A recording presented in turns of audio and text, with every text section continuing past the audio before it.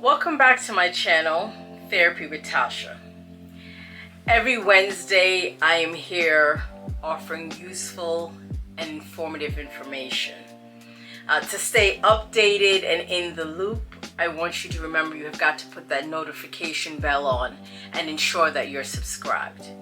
And of course, let me know if this video resonates with you by putting that thumbs up.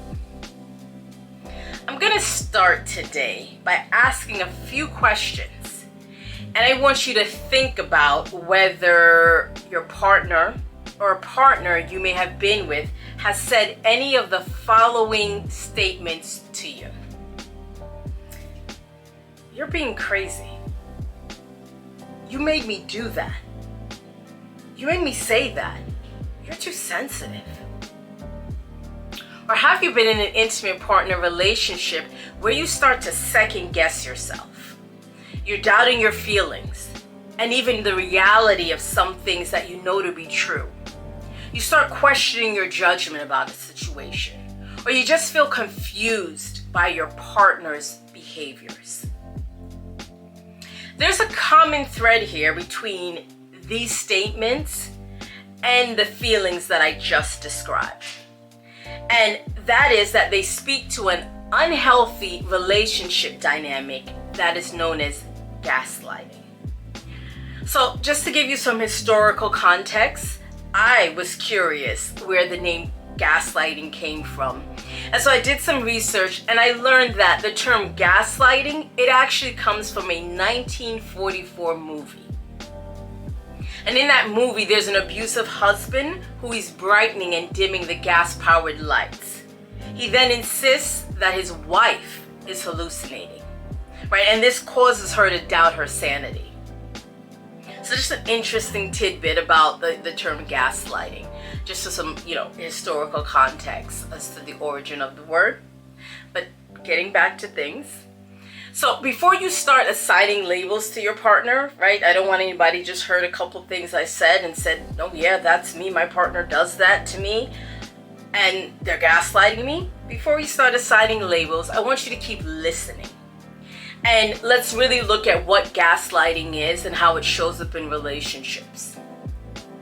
And the reason I chose to discuss gaslighting is because it's something that has continually keep coming up in the clients that I meet with. I have a lot of clients depicting and behaviors from their partner as gaslighting or feeling like their partner is gaslighting them.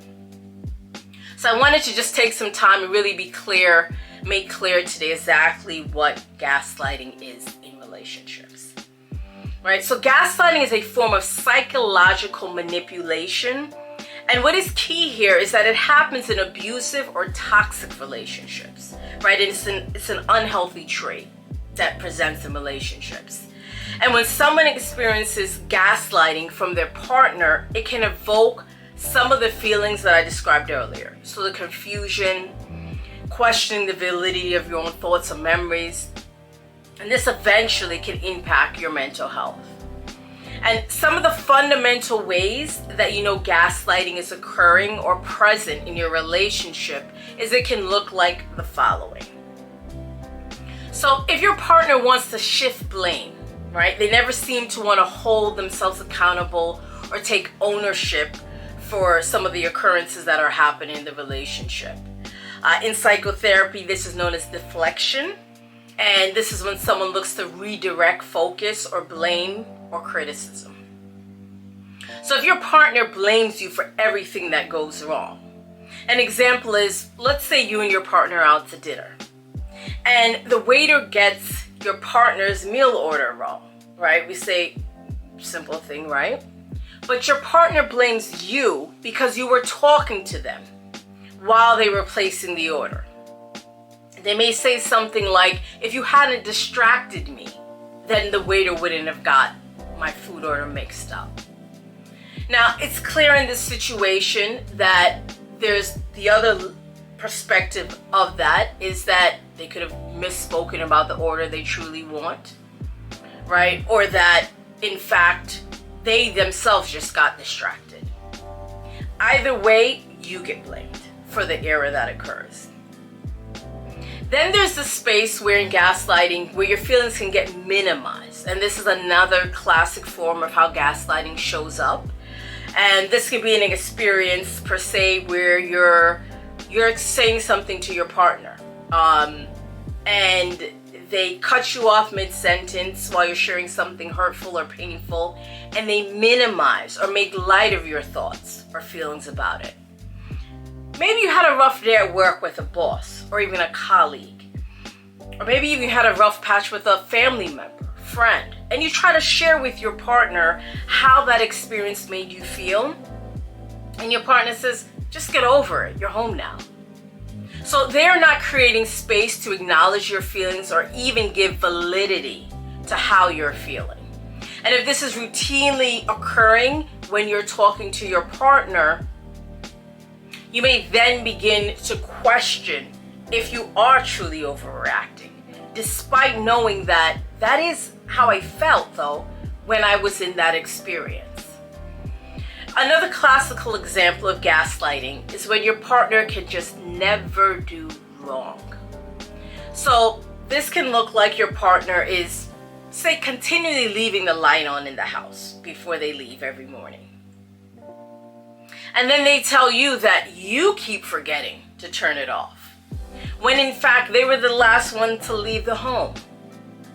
Or a bill gets paid late, and your partner maintains that you keep forgetting to pay it, when it's a bill that they routinely are responsible for. So as you can see, you may begin to blame yourself for the instances that things keep going wrong because of this false narrative that gets pumped into your reality. So gaslighting, again, it can be dismissive.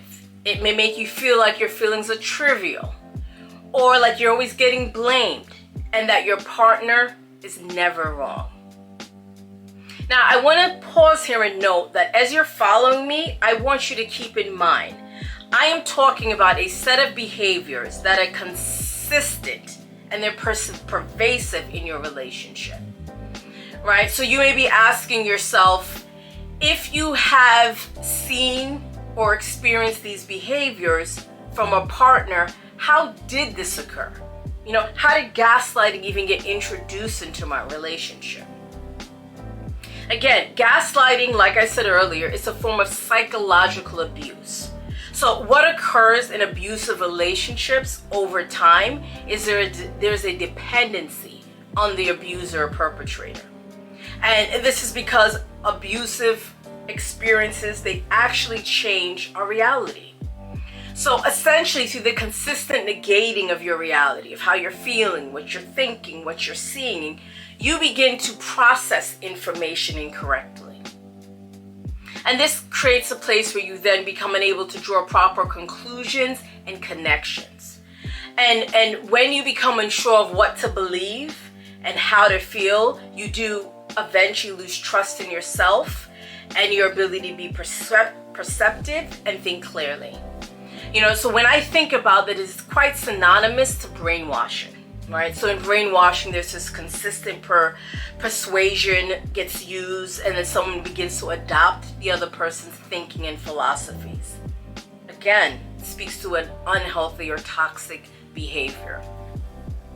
So let me leave you with some suggestions of how to manage gaslighting in your relationship if you have not made the decision to leave, or you remain undecided or conflicted about what you want to do with your relationship.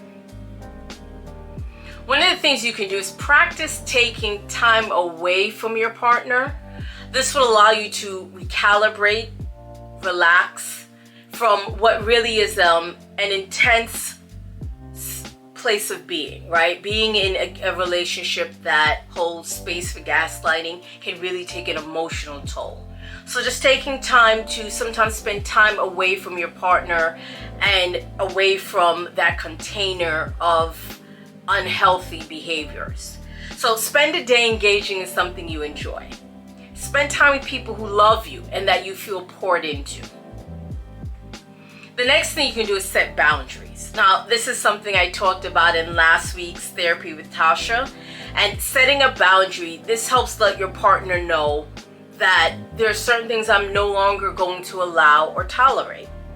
Right? I'm no longer going to create space for the lack of ownership in the mishaps or your wrongdoing or the dismissal of my feelings. And lastly, a really important one is to seek professional help. Right? And I'm saying seek professional help from a therapist because they can help us reestablish your sense of safety and trust in yourself. Right? These are the key things that really get broken down in a relationship that has gaslighting. And so it's important that you create a space where you can begin to regain this sense of trust and self-esteem, because your mental health now has been potentially impacted by this relationship where gaslighting is present.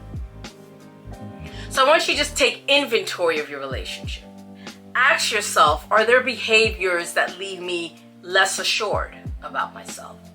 Doubtful, alone, powerless, vulnerable, insecure. Then I want you to choose to make a different decision about how you want to manage those unhealthy behaviors in your relationship. So go ahead and share this video with someone who maybe you've witnessed in their relationship, you've witnessed these behaviors. Someone who may have expressed that these behaviors are present in their relationship, or someone who may feel they are struggling to recognize how these behaviors are impacting their life. So thanks for watching another episode of Therapy with Tasha, and I will see you next week.